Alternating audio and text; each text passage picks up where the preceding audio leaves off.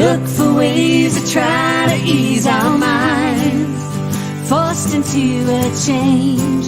I guess it had to be this way. But do your best to try to stay away.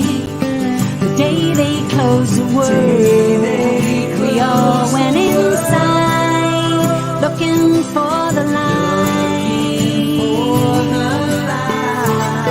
The day they closed the world, we all realized what it means to try.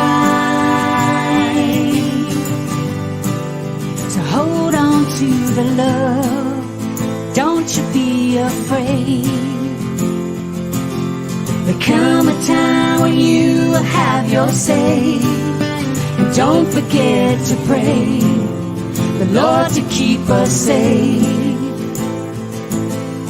We will live to fight another day. The day they closed the world, we all went inside, looking for the light. The day they closed the world, we all realized what it means to try.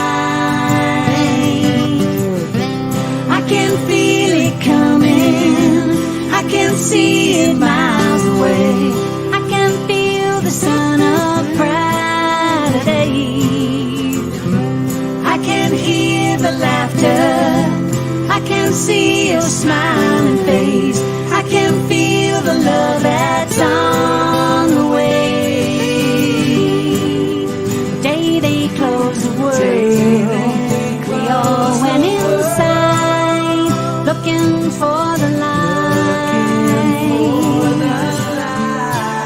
The day they closed the world, we all realized what it means to try.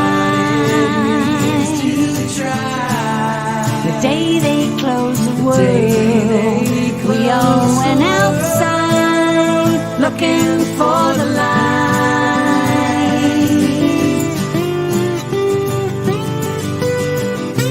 I can feel it coming, I can see it miles away. I can feel the sun of brighter days. I can hear the laughter, I can see your smiling face. I can feel the love that's on the way. I can feel it coming, I can feel it coming. I can feel it coming, I can feel it coming.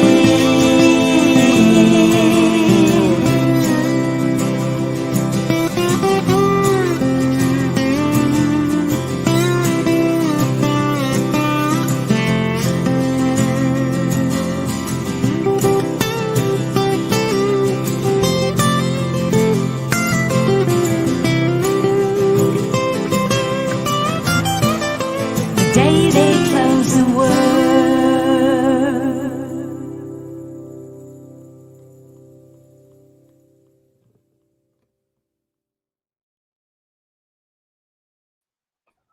Do not fear! Saf is here, and this is Saf Surgery. Inspirational people, inspirational stories, and I am part of spirituality gone wild. Hoo-ha! Ferocious, aren't I? I know things they don't know, I know. And what a guest we have today. All the way from South Africa. How's it? She's there somewhere. I can hear her. I can feel her. She's in the green room, waiting to come on.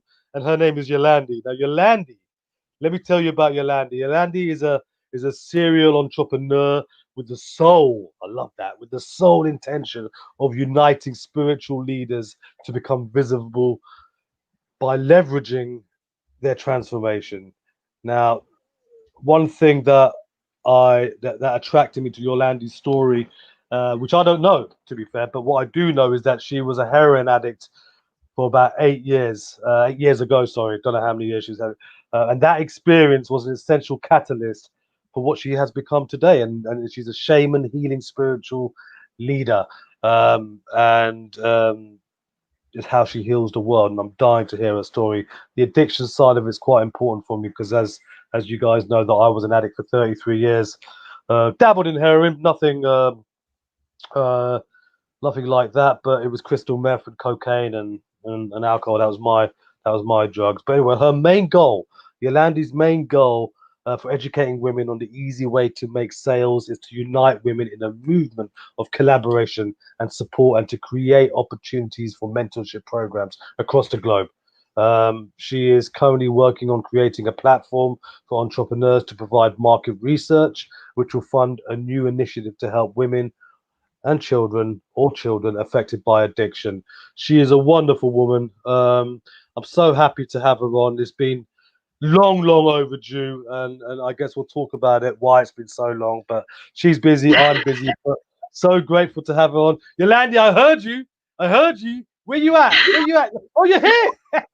How's it, Susie? How's it?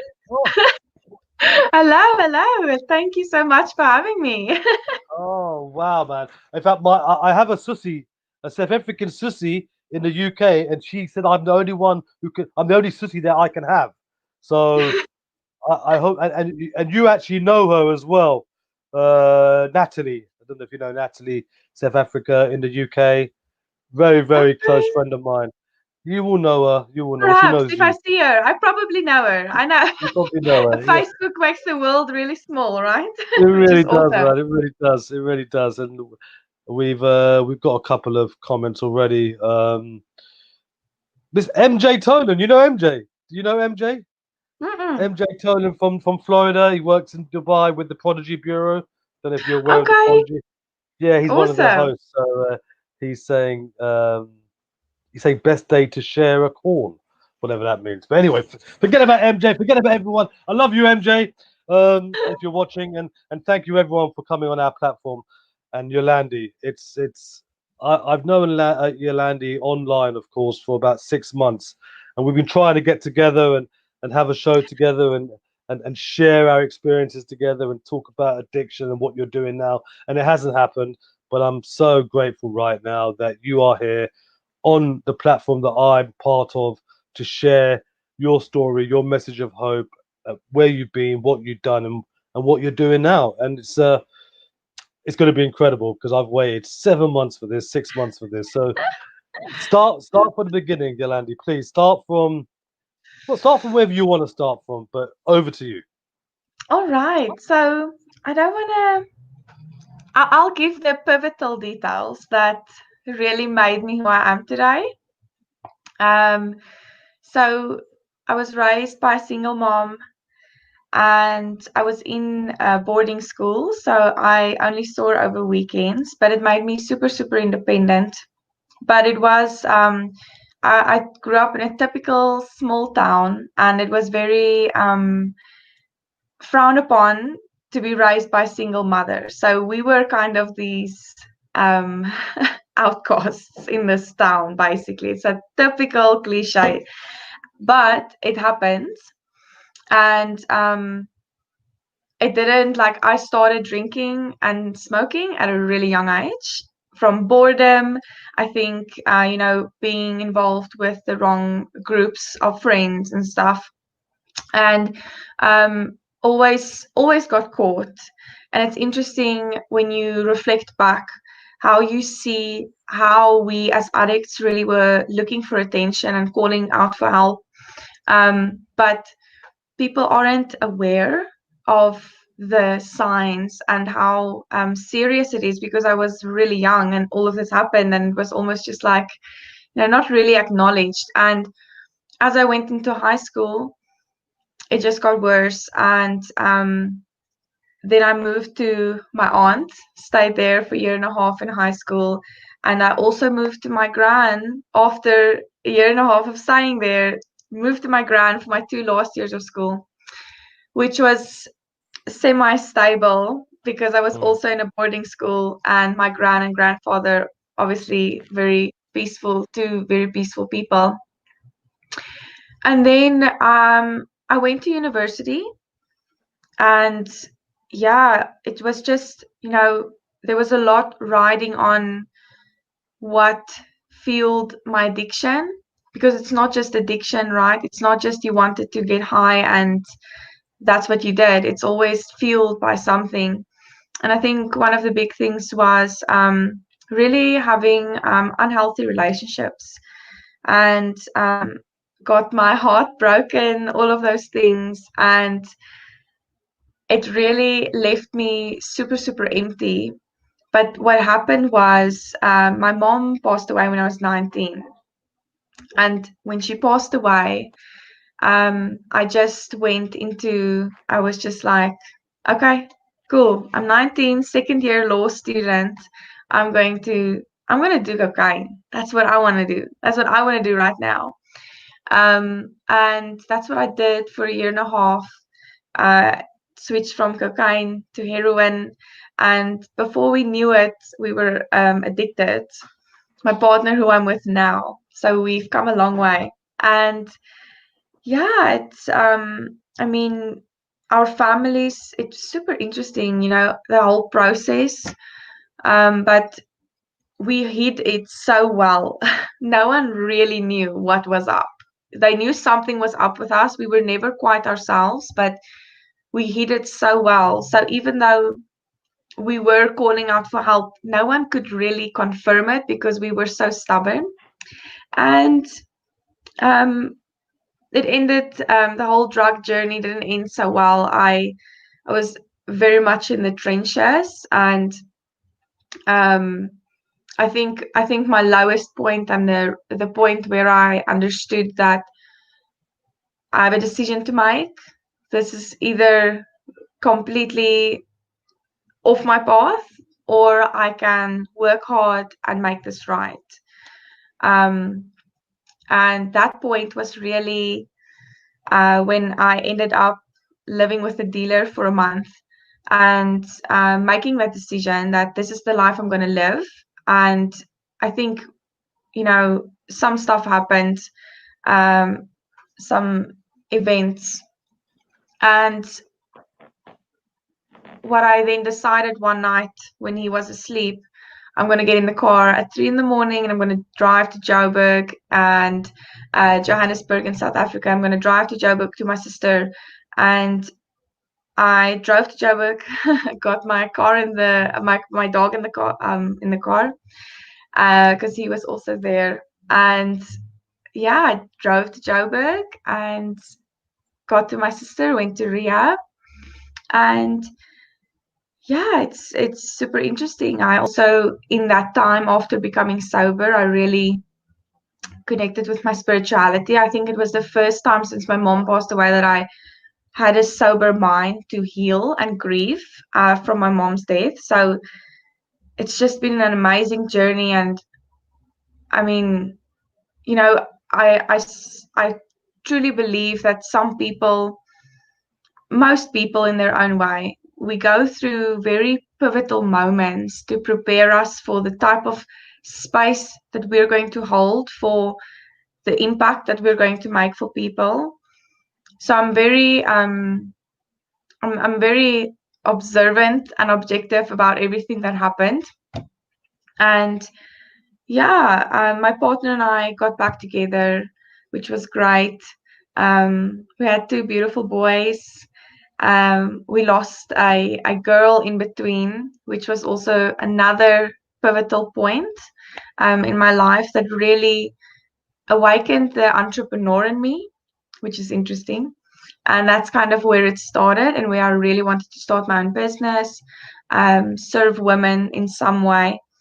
And after that loss, we also moved to Joburg, got a job at an e-commerce company, and I wanted to really take this company places. I had ideas, I was ready, and yeah, they just didn't have the capacity to listen to me and the ideas I had at that point, which is totally understandable, right? Like, companies have plans and stuff in place. But I was like, no, no, no, no, no, no. I am here to make a much bigger impact than doing office work, which is, there's nothing wrong with, but I just couldn't. I was so trapped, quit my job and started my business at home. And the whole business journey for me was my personal redemption. That's why it's one of the most important things in my life. I will never ever, like, that's also what I teach and what I believe in, is that you can have this really awesome, cool, sometimes weird connection with your business, so much so that you understand what your business needs and when it needs it. And if you can have that connection and relationship with your business, that's really when you start living this, when you start dreaming your world into being. And that's really, I think, the goal, for most people, is to be able to do that. And that's really what this business journey has taught me, because it's been like a year and a few months, and yeah, it's been awesome. And lots of dips in the business too, having to get back up. But if it wasn't for that addiction, I wouldn't have the stamina and the momentum. And yeah, it's been awesome. Thank you for that. Before we get onto the business side of things and what you're doing now, I want to ask about the addiction a bit more. You told me you're fair not to ask you this. Don't talk about it. Let's get back into it, because I think Yes. not that you have to disclose everything by any stretch or go into specific detail, but Mm, I want people to know out there that there is a way out. Right? You're a survivor. You're a soldier. You've come through some pretty big hardships. I mean, losing a parent at 19 years old, single mother. So that's the only authoritative figure that you had for 19 years, putting aside teachers and yeah. whatnot. It's a massive thing, man. I mean, I remember when I lost my father, who was the last of two that left, and I was in my late 30s, and that messed me up. That messed me up. So at 19, I can only begin to imagine if late 30s mess me up, how a 19-year-old it can affect. But how many years were you in active addiction, would you say, in total? Uh, Active addiction, it was 18 months. It was like exactly 18 months. Yeah. So So, that so it's not that long, and it's really, I still feel very lucky that we were able to get out of it so quickly. Um, I think it just crashed and burned really quickly as well, which yeah, which was uh, the lucky well, that's point. very lucky. I mean, I remember when I first tried a bit of brown, right, a bit of heroin. I tried it. I smoked it. Were you smoking it or were you injecting it, or both? No, we were smoking it with Yeah. weed. Right. Okay. So, So I remember when I first tried it. I was with this person. She goes, try it. So I tried it. I tried it and I did not like it at all. Right. In fact, I felt sick. I mean, I was already high on crystal meth. I was high on crystal meth and cocaine and drank about 2 bottles of vodka. So I was already off my face, but I wanted to calm it down. I wanted to calm it down, right, Yolande? So I thought, let me try a bit of brown. I tried it. I felt sick, disgusted. I thought, I'm never having this again. And I didn't have it again. Now I speak to a very good friend of mine, and she was a heroin addict, and she said to me, these are her words. She said to me that if I tried it again the second time, it would have been all over. I would have been bang yeah, on it. That's what she. yeah, that's That's what she said exactly, to me. that's exactly. And the thing is, um, I think the worst thing of heroin, because we went through the range, right? It started with cocaine, went to this and this and this, and from all of it, I felt heroin was the one so hard to escape for me personally, because it literally soothed, because the withdrawals are physical. You feel it in your muscles. It feels like your bones are in pain when you have withdrawals from heroin.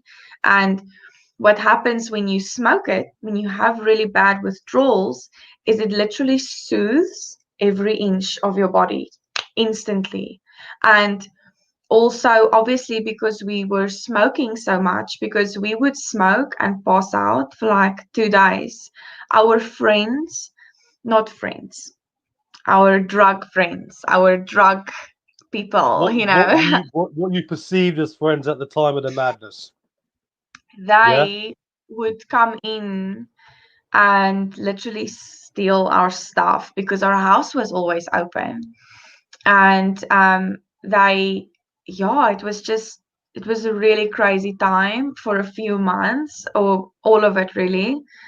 And I think the worst part of it was how we didn't know we were addicted.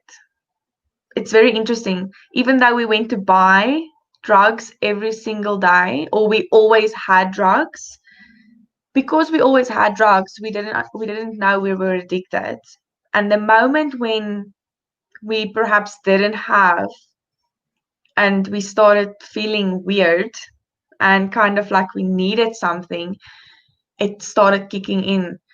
And people around us started like mentioning and telling us, listen, what's going on? Like, you guys are out of control. Because everyone who came to visit us, I mean, I had some money from my mom's inheritance. So I was living what my dream life looked like. I had a beautiful like apartment, and it was a good and a bad time. And we would invite our friends over, super proud. It's our little house, all of those things. And the moment they come into our house, we would like give them drugs. That's who we were. And it's so interesting because we just thought that this is the life, right? This is what people work towards. And I think we're really lucky that that world was shattered for us. Because uh, looking back, I'm so glad that I didn't believe that was my only potential, because that's my thing. That's my thing of where I'm now. Potential is such a big thing. And yeah, I mean, yeah. Before I go to What? the business side of Yeah, things, yeah. What I wouldn't. I mean, obviously, the passing of your mother was a pretty traumatic event in your life, and especially and you're still a teenager, but you got on with your partner, who you're still with today, which is fantastic. And it's like you both come through that journey together, and I think that's wonderful. And you got two beautiful children, and everything's lovely in that respect. But what was the catalyst for you actually trying the cocaine and then the heroin? Was it the passing of your mother, or was it? I mean, what do you think now? At the time, you probably didn't know, but when you reflect back, because you are in a mm, spiritual place now where you weren't before. Because when I reflect back, I know now my reasons was fear, my reasons was running away, my reasons was survival, my reason was that mm, something was missing in my life, and I had no connection, and the only time I had a bit of connection, what I perceived for connection was mm. alcohol and drugs. I'm assuming yours was a bit similar, but what was the catalyst that got you in that got you entrapped in the first place? So I think it was like 3 months before my mom's passing that one of my friends, we were out that night. She was a few years older than me. So I was the baby in the group of people when we went out to party. And she just told me they're all going to the car, got to the car, and then it was all these girls doing coke in the car. So that was the first time I did like cocaine, 3 months before my mom's death.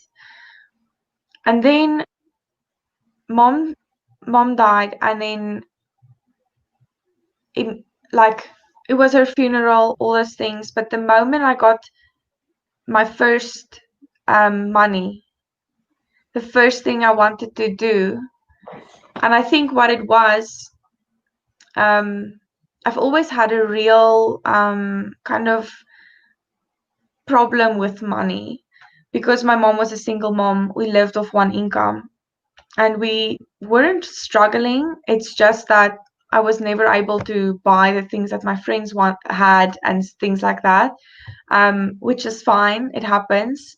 But it was just always awful for me. I didn't understand the beauty in all of those things that I do now. But yeah, when I got the money, that was the catalyst. Mm. Like, yes, my mom died, but I was pushing that stuff down so much that I didn't even process it. Like, she died.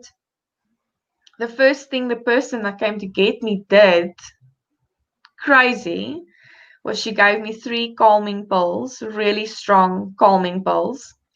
So the whole grieving experience was effed from the start because I was drugged all the way to my grand's house.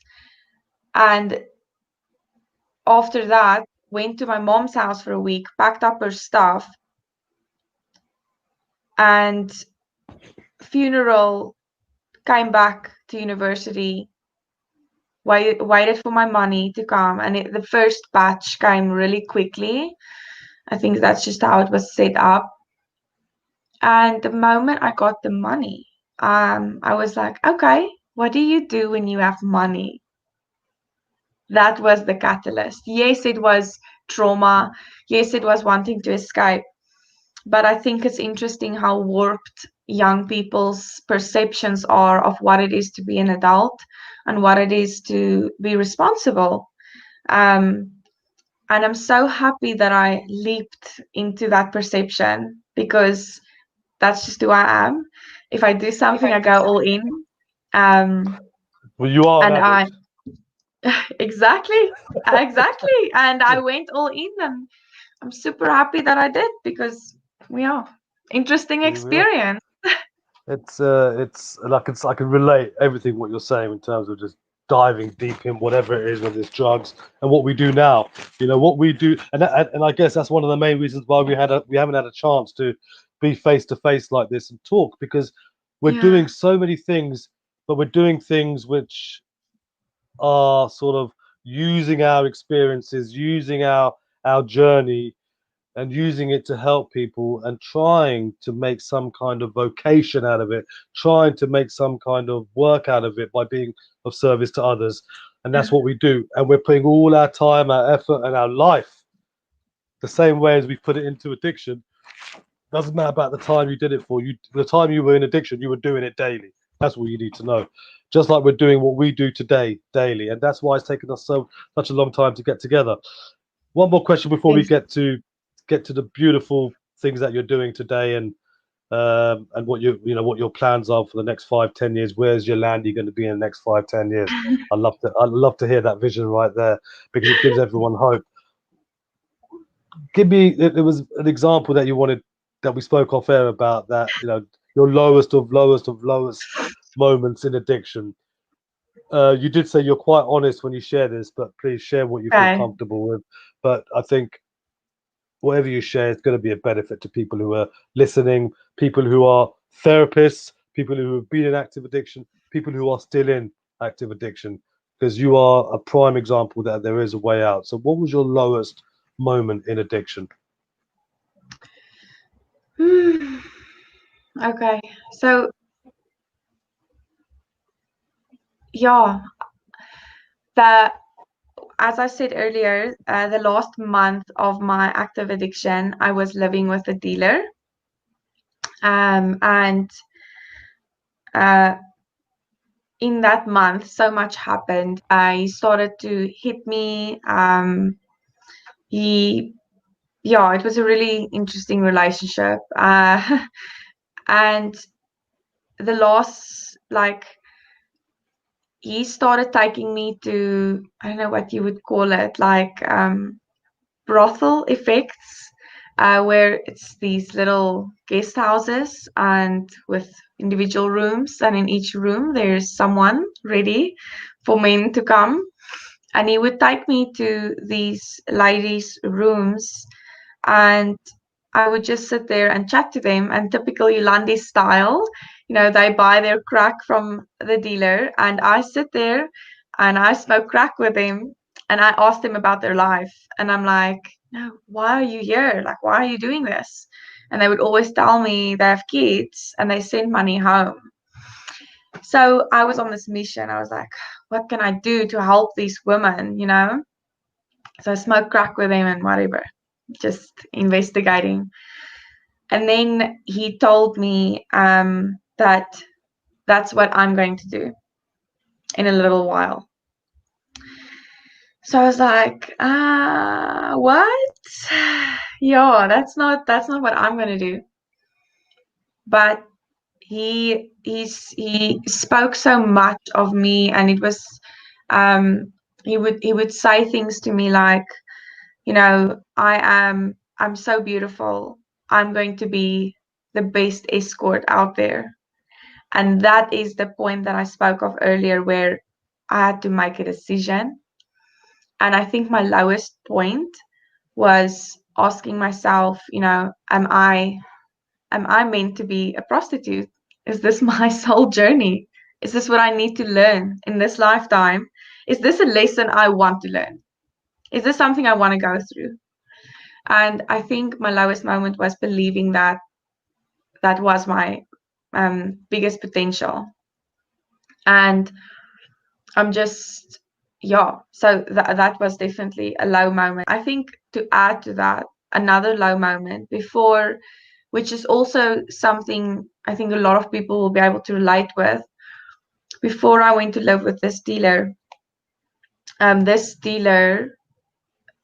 convinced me that my partner was bad for me, and that he was just there for the drugs and lifestyle. And he obviously pumped me full of drugs when he told me this. MDMA, crack, everything that you can think of. And he took me to my partner's house, and he started hitting my partner in front of me, and it was very traumatic for both of us. And he started hitting my partner, and he would tell him, listen, tell her that you are just here for her money. And then my partner would say, that's not why I'm in her life.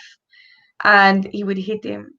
And every time he said, no, that's not why he's in my life, he would hit him again, until the point, because it was only the three of us in a house and there was no one else. We couldn't get help. He couldn't scream for help. I didn't want to help because I was in this thinking that he wasn't good for me. I was just waiting for him to admit it, you know. So it was really psychologically messed up and fueled with drugs, as always, you know. And after a while, my partner, you know, he said, okay, yes, he's here for the money, just so he could stop like assaulting him. Because by that time it's blood, everything, and I was frozen. I couldn't do anything. I was literally I was like in a movie. And when he said yes, another low moment was I believed that he was using me for my money. And I went over and I went to hit him because I was so angry. And I was like, this dealer, he was speaking the truth. Like, how, you know, how is this happening? How could you betray me like this? Like, what? So it was really, really low moment for me, that. And it's something that, you know, we've had to process over the years and really, you know, work on, because yeah, after that I didn't see him for like, I think maybe more than a year, because we took him to his mother's house, dropped him there, and then no one saw me for a month. And I was reported missing because my phone didn't work. No one could find me. We would sleep in another guest house every night, you know, so that no one could track us down. Security companies started following us because we would do drugs in like parking lots at 3 in the morning. So all of that, you know, happened, but it doesn't mean I can't follow anything or do anything that I want to. But I mean, if there's anyone that feels like where they are now can't be escaped, you know, you can escape it, but you need to find something to live for first. And that's one thing I did. I found something that I wanted to live for, even if it was something to live for 4 months, until I needed something else to live for 4 months, until I got to a space where um, I started having the inner peace. Because we have a lot of shame about our addiction and about all the things that we do in addiction. So much shame, so much guilt because we hurt people. That's something I really remember about, the meetings and stuff, is that guilt and shame about hurting people along the way. Parents, family members, people that just always believe and then we continue to hurt them. Um, and with that shame and guilt, there's a reason. There's a reason that you were meant to do that. They also needed to learn a really important lesson in their life, and you were actually part of that lesson for them. So I'm not sure if that is for anyone that's watching or that will watch, but yeah, just wanted to share that. Wow, I wasn't expecting that, but whilst you were talking, I had this feeling in me because it reminded me of some of the stuff that I was involved with. It's just madness, isn't it? It's just complete madness, and it brought up a lot for me when you were talking, and I'm so happy that you survived all of that, because basically what you're saying is that not only was this guy grooming you, he was also trying to sex traffic you. Yeah.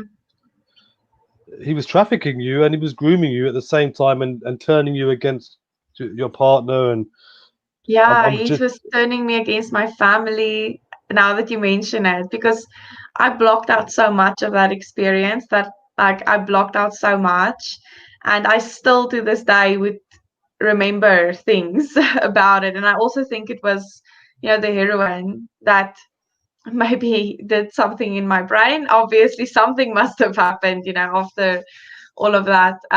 But I think, sorry, I left the spot out. That I just want to add. That was um, the decision that I had to make, because I realized that, okay, he told me the one night and he said to me, okay, because I was delaying it the whole time to actually become an escort. I was delaying it. I was like, it's not going to happen. No. By that time, he was hitting me. And then this one night, he just came home and he was obviously in a drug rage type of situation, really not cool. And he told me, okay, tomorrow you're starting. You're starting tomorrow. And I was like, didn't say flip, but I was like, what, what now? And and then he raped me, and that was when I knew that this is not this is not my life. This is not my life. Like, I'm not available for this. I'm not gonna allow this. I have way too much potential, and that was the decision. And I think for those that have had those really low moments and maybe are still having those, all you really need to believe and know is that there's potential. No matter what it looks like ahead or what it looks like when you look back, there's potential, and anything can be done with potential. And that's what I felt in that moment. In that moment, I was like, this is not the fullness of my potential. So what am I gonna do? And that's when I got in the car and drove and escaped. And it was beautiful. It was beautiful, this escape, because can I share it? please, I want to Okay. hear it. Yeah. So got in the car. I had to drive out of the guest house. Now, first off, to get the gate to open in this guest house, I had to phone them. Now, this guy is sleeping in the room. I have my dog next to me, and I'm at the gate. and the people are not opening the gate. They're not opening the gate. And by this time, I'm like, Jeez. like, is he going to wake up? Is whatever. Gate opens. Okay. First victory. Drive to the nearest garage to get petrol, gas for the car, and get to the gas station. And my sister deposited money for me. And when they deposited money for me, debit orders went off immediately out of my bank account. And I was like, wow, now I need to ask them for more money. Like it was the most humbling experience ever. And I was like, I'm so sorry, but you need to put in more money. Put in petrol. As I drive out of the town, I realize, okay, actually I'm going to drive through toll gates now and I don't have more money. And I drove and I was just like, you know what? I have this credit card. They must be like, I think what's worth now, like 20, no, £2. Is it £2 or £3 worth of what is left on this credit card, which is not a lot, right? But that's what the toll gate would cost. So I was like, I don't know. I don't know if that money's on there. I think it's on there because it's always maxed out. I think there's money on there. And I get to the first toll gate and I swipe a card and I'm just like, okay, we just have to see what happens. And the big green cross goes green. And I was like, wow, I'm supported. I'm supported on this journey. Whoever is watching over me just did that because I don't know how that happened. And yeah, and it was a really long drive because I didn't know the road. I didn't have like mobile data, for internet. So I had to drive on intuition and I just like followed everything. And it was a really like liberating escape from this world. Pretty awesome. And were you high at the time? Yeah, actually, I'm not sure if it was before I got to the toll gate or after the toll gate because I took this guy's last weed that he had. I rolled a joint and I was like, on the road, I'm gonna smoke my last joint. And then I was a bit too high and then I pulled over next to the road and I slept until 3 in the morning or maybe 4 in the morning. And then I got back up and when I woke up, I was like, okay, that was that was like that was the last of that life. And I mean, I had a relapse after I think 4 months out of rehab. I met this really weird guy who I rented an apartment from. And the first night that I moved in, he was like, oh, can I get us some beers? I was like, okay, cool. He came over and then he took out crystal meth. So that was what I relapsed on. And I was smoking meth for 3 days straight. I didn't even understand it after the third day. I was like, how did this happen? And then I understood meth because I didn't ever do meth in my first thing, first year and a half of it. And luckily, like it was the Wednesday, Thursday, and the Friday, every night he came over and he brought meth. The Friday after work, got back from work, I was like, I am so tired. I don't know, I can't do this because I was doing meth during the night, working during the day, meth during the night until 6 in the morning. And then I would sit there at 6 a.m. I need to get ready for work.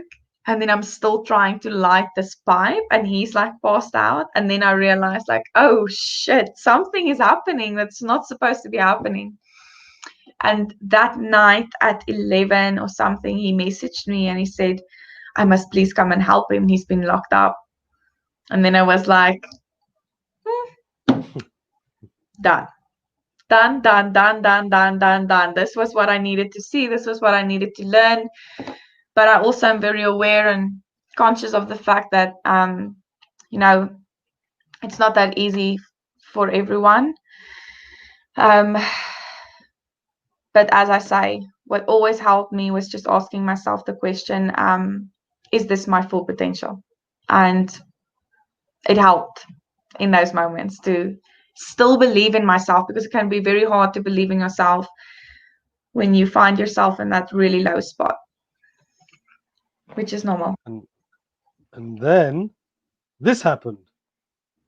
Yeah. And I guess everything that's happened is what you do now is all on this Facebook page. I know you're getting your websites under construction, but can you tell us what you do now and how you used your experiences and your journey and your life to get to the point you are today, and also where do you want to be in the next 5 years? Where do you want to see Yolande in 5 years' time? But talk about now what you're doing and how you're using your experiences. Be lovely to hear.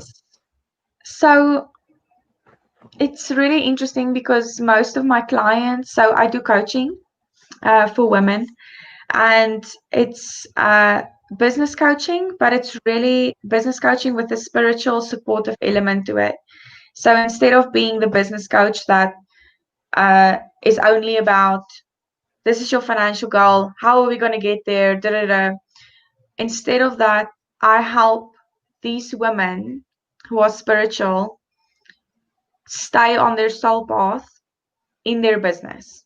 So making their business a focal point of purpose in their life. And on that road to get there, we need to heal. And I was very fortunate to come across one of the best mentors that I probably will ever meet. And he was also a catalyst for me entering the shamanic work. So what I'm doing is I'm combining business coaching with the shamanic work. And that way I help women heal while they grow their business. Tell me more So about shamanic healing, because you see that in James Bond films. You know what I mean? I have no idea what. Do you know what I mean? You see that in like Bond's going anyway. It because for me it's like for people who don't know, they think it's yeah, like voodoo kind of stuff. I mean, I'm yeah, totally. yeah, there's a lot of it in India, but I've got, well, I say my roots, my family's roots are from India, and I see a Mm, lot of it, right? I see a lot of this there, and but I see voodoo stuff. Yours is mm, shamanic healing is not voodoo, is it? People get that no, false, so yeah. yeah, yeah, no, totally. And you know, because sometimes people use the word witch, you know, for shamans, and so it's totally understandable that people have a weird thing about it. But the shamanic work that I do is called a munaiki. So what the munaiki is, it is um, a series of rites that is given to you by someone that received it from another master shaman, and it originated in Peru, and it's, according to me, the most purest form of any sort of energy healing, and the most potent, because there's no ego attached to it. Like, you know, you get so many spiritual modalities online these days, and all those modalities were created out of ego because someone just wanted to create it, or they figured out a new way to do something spiritually, and um, they it just wasn't kept sacred.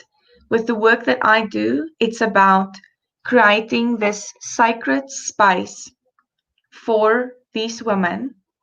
And I do that in various ways, but we create a sacred space for them because, you know, I'm going to share a little bit about my what I believe in. I hope that's okay. So what I believe in is that thousands of years ago, we lived with our with the spirits.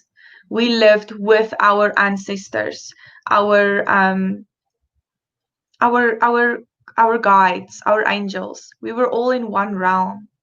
But then something happened, which a lot of people will reference to different stories in their own religion, and it's super interesting, and I love that, and how those coincidences are there, but it's really, really awesome. So something happened that divided the spirit world with the humanness.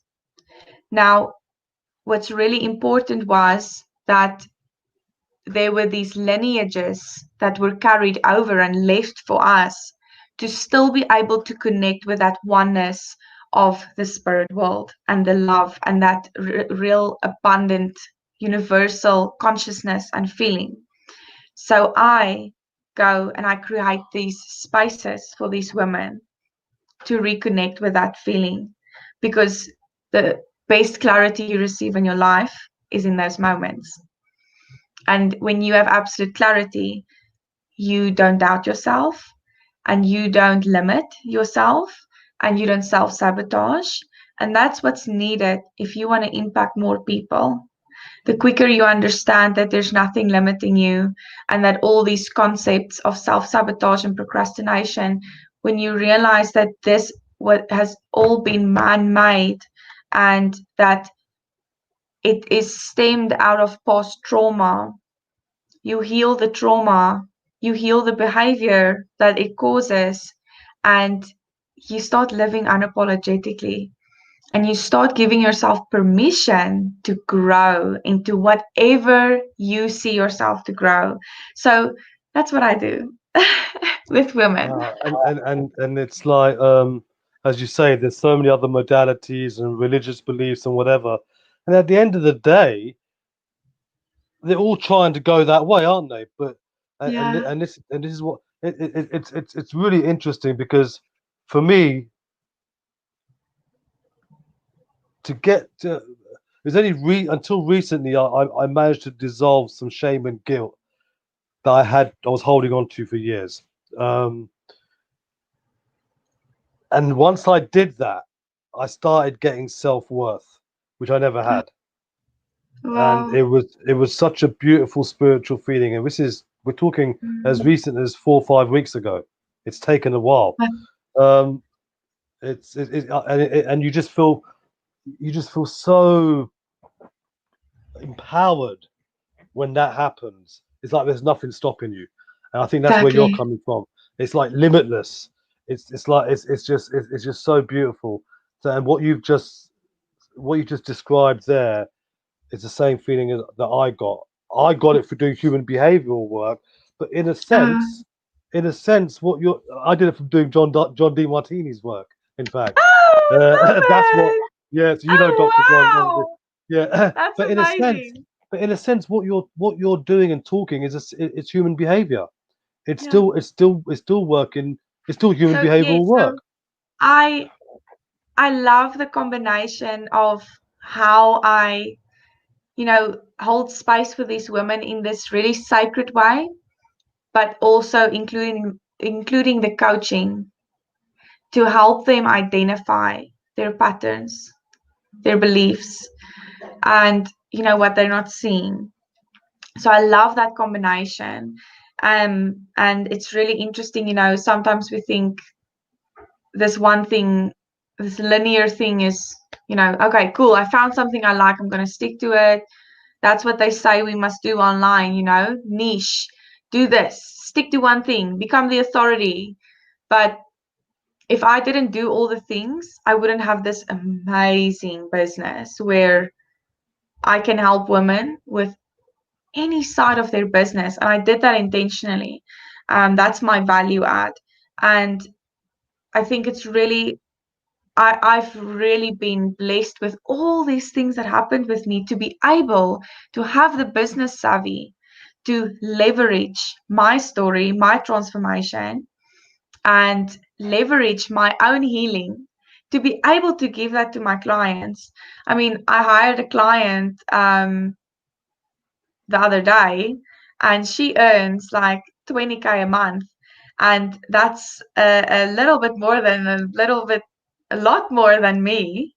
And I freaked out, and I freaked out. Now, like, we had our first call on Wednesday, and I freaked the F out. I was like, what if this amazing woman that already earns so much doesn't get transformed? Like, what if I'm not good enough? And that typical imposter syndrome really came back to me.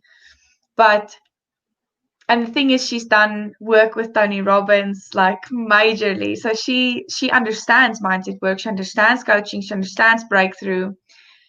And yeah, it was just absolutely amazing. We did our first session yesterday, and I just realized again the work that I do and how important it is to really heal spiritual leaders so that the impact they make is even more powerful. Because not to judge any type of impact that anyone makes, but our impact has become diluted because we're chasing things that are not included in our soul's journeys and futures, if that makes sense. And we stop ourselves from reaching our potential and self-sabotaging. So for me, it's really, really important to include that healing part of things. And it helps you get clarity on your branding, you know?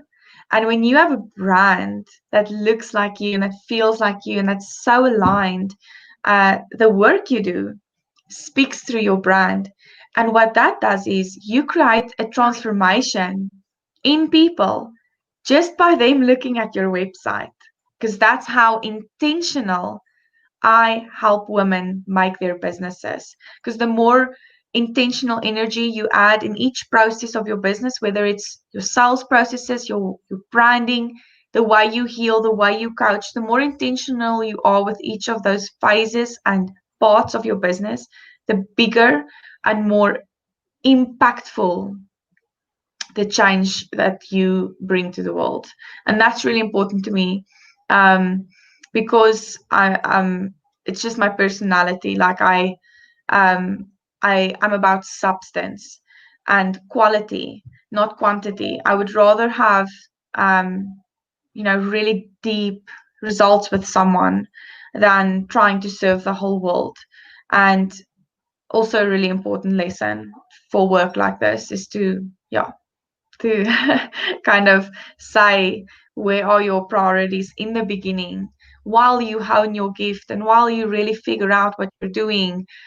Figure it out. Don't do it halfway. Like, just figure it out and focus on it. Give your all. I mean, I started my business working like 7 months pregnant, sitting until 12 at night and working. And there were sacrifices made, and you need to go through that in order to really realize, what do I want to sit until 12 at night for? What do I want to do that for? And that's a question that I know a lot of people may struggle to answer, but just don't limit yourself when you try and answer it. There's nothing you cannot do. There's nothing you cannot do. And if you can just believe that, you're good to go. You don't even, you're good to go. It's such a wonderful, wonderful message you just given. And if ladies want to know more and want to get in touch with you, they can go on your Facebook page. That is the banner that's tracking at the bottom. It's Sacred Leader Society. Yeah. Or they can find you on Facebook. Your website is under construction, so all that. But they can. I will go comment on the live as well, and they can add me on Facebook or reach out to me if they want to have a chat. And if you can't get hold of Yolande for whatever reason, come and ask me. Give me a message or give me an email on info@safbuxy.com, and I will forward you the details of Yolande, of what I have and what she allows me to hand. But I mean, you know what? I've been so blessed to have you today. It's been one of the most powerful messages I've heard in a long time. With where you were, what you went through, from the ages of 19 to some of the things that you went through. You've survived so much, and I'm so happy that you can see, this is human behavioral stuff now, how that, which was all wrong, but how that has served you today. And this is how it served you. You are a woman of substance, a woman of spirituality, and a woman who's there to empower other women in this model that you strongly believe in, which has worked for you. And because it's worked for you, you can work it for others. I'm so grateful to have you. We got a few messages before we finish. Okay. I love the question from Steve Weber, aka Forrest Gump. He doesn't like me saying that. He's got. I love the question. Is this my purpose? Powerful. Um, I don't know who this is from. All divine flows, a time for everything. Uh, I've got a lady here who I know very well, and she says, "Awesome, thank you so much, so powerful." And because I know her so well, I know that she can relate to a lot of what you've said. So thank you very much. And I've got a few other messages. I don't know who they are, but a lot of these, a lot of this going on today, um, That's which awesome. um, which Well, in thank Hinduism is you. namaste. But it's I, I'm going to sleep well tonight. That's all I can say. I'm going to sleep well tonight because I finally met you like this. I've heard your story, and I resonated with so much, even though our stories are different. But Yeah. there is it's madness, man. It's madness, and we're both out of the madness, which Yeah. incidentally is the name of my book, Out of the Madness, but it hasn't come out yet. So Oh. I'm just so grateful. I Well, I'm so grateful. Thank you so much. I love having conversations like this. It's really awesome, and I'm very honored to have been here. And thank you for everyone that watched. Would love to connect with you all. So thank you so much. thank I hope you. that we can do this again soon. We can do your story next. It's as crazy as yours. So you'll be able to Good. resonate as well. Yeah, but some of the stuff I can't disclose for obvious reasons. But anyway, but maybe off air, maybe in the green room, we can have a chat in the green room. But no, thank you. It's it was amazing. It was amazing. So thank you very much. So I'm going to Thank you. take you and put you in the green room. But thank you. Wow, jeez, hoo-ha!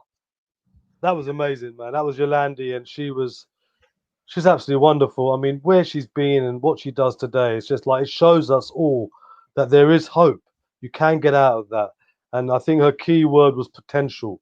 We all have a potential. It's about recognizing that potential and seeing that potential and acknowledging that potential. Because once you do that, there's a chance. And once you got a chance, you can do it. You can do absolutely anything. And I love that. I love that. Uh, what is this? Is this my purpose? Is this my potential? Question it. If it's not, then what is your potential? We're talking about when she was in the incident, the last few days, if you like, of when she escaped that lifestyle. Wonderful. I hope you've enjoyed Inspirational People, Inspirational Stories. My name is Saf Buxy, Saf Surgery. You can find me on www.safbuxy.com.